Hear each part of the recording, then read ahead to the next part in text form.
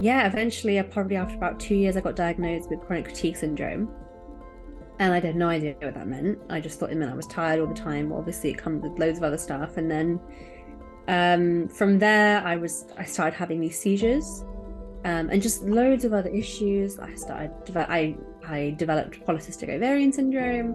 I developed IBS. There's all these subcategories with one illness. And I suppose, yeah. So I started to get iller and iller and having seizures, and just unfortunately, I was in and out of hospital all the time, having to have different investigations done, or just being really sick, or blacking out, or fainting, and all this kind of stuff. So it was a very long kind of few years.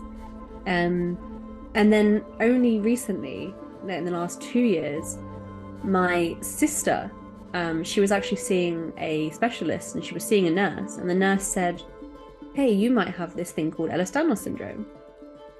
And she was like, "Oh, I've never heard of it." So she went and got checked, and she had it. And because it's genetic, they asked if anyone else in my family would potentially have it, and I had it. And unfortunately, I had it quite detrimental and comparative to her. Um, so yeah, but it took me, it took 10 years.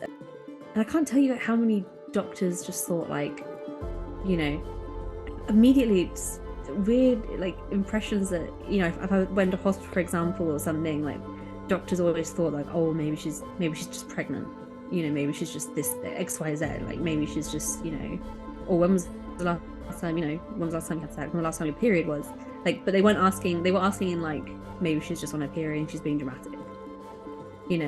It's like they ask all the weird wrong questions, and they ask it in such a derogatory way that really doesn't help anybody in the conversation.